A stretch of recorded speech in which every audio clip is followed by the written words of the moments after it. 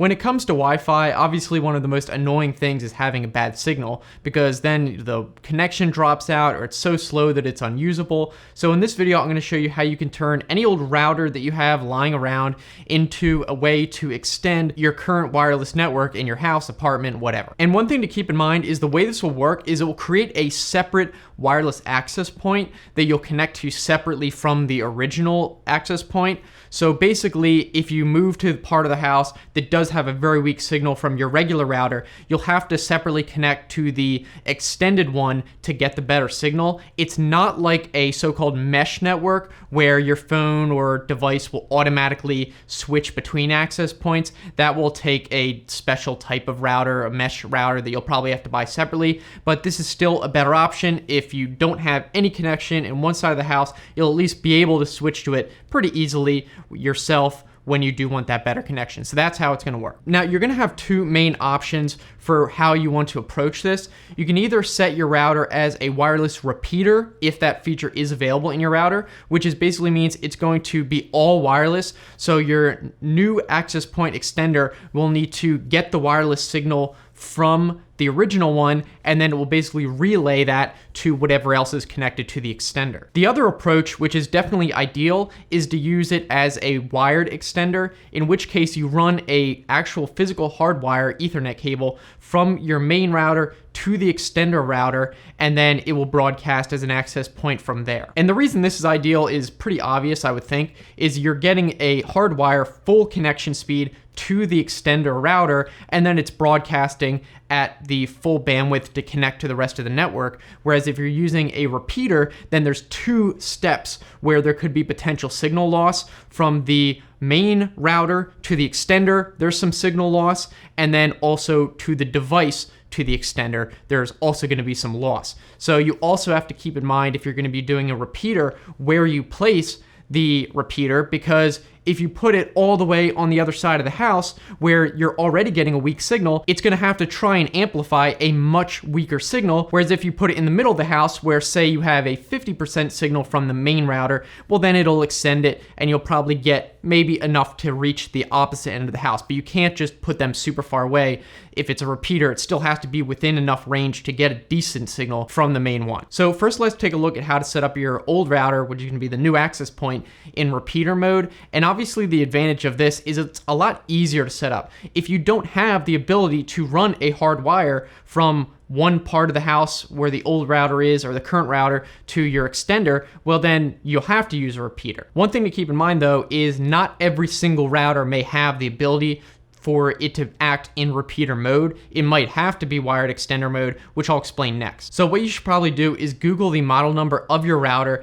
and then wireless repeater mode or something like that, and see if it has that feature. Now, the router I'm going to be using in the example in these videos is the Linksys WRT3200 ACM, and this does have wireless repeater mode, and I think a lot of more modern Linksys routers do. So I'll walk you through that as an example here. So basically, in the Linksys settings, you go to the connectivity menu, then internet settings, and in this drop down, you can see you can change it to select wireless repeater.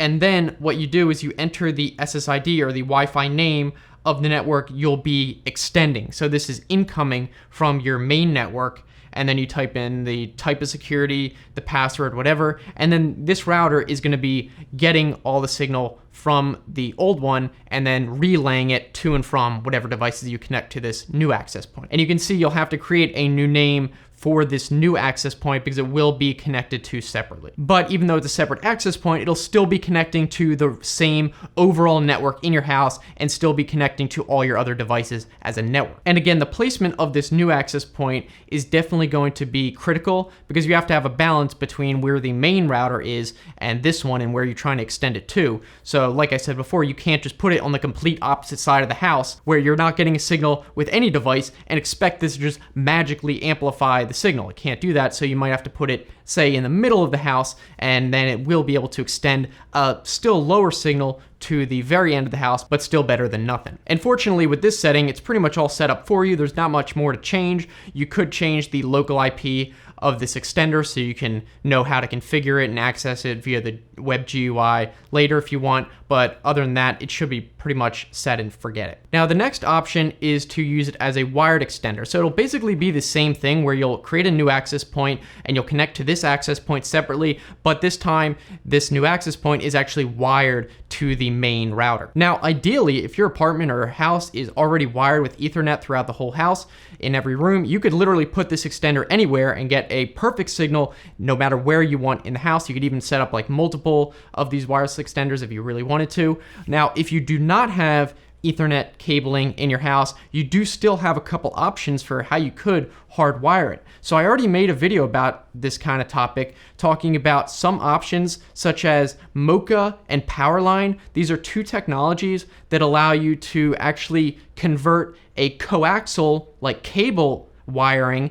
to Ethernet, and that's Mocha. And for Powerline, you have the ability to actually send the Ethernet signal over the power circuits, like through the plugs in your wall. So I'll put that link popping up here. That is an option if you really want to have a wired extender, but you don't have your whole house wired with Ethernet. Definitely check that video out. In any case, if you decide you want to do a wired extender, pretty much every router will be able to do this one way or another. In some routers, you may be fortunate and you'll have a feature called bridge mode. Actually, most routers probably should have this.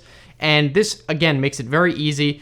It pretty much eliminates most of the router settings and just makes it more bare bones. So you can see again in this Linksys router, you change it to bridge mode. It pretty much eliminates most of the extra features that are not necessary in this case, like the firewall or DHCP, assigning IP addresses. It doesn't need to do any of that because the main router is still going to be handling all the networking. This is literally just going to relay the signal via hardwire and basically just being an access point. Things connect to it, the signal will get sent to the main router where it's all handled. Now, if your router for some reason does not have an actual bridge mode, you could just disable DHCP so it doesn't assign IP addresses to other devices, and that should pretty much do the same thing. You might have to like disable the firewall because the firewall will still be on the main router. If you're doing it that way, you'll probably also have to change the IP address of the router so it doesn't conflict with the main one, but you probably don't have to worry about that again. If you don't have a router that has anything to do with bridge mode, you search online, there's no bridge mode, whatever, then if you don't know how to work with computers too well, you might honestly be better off just buying a dedicated repeater device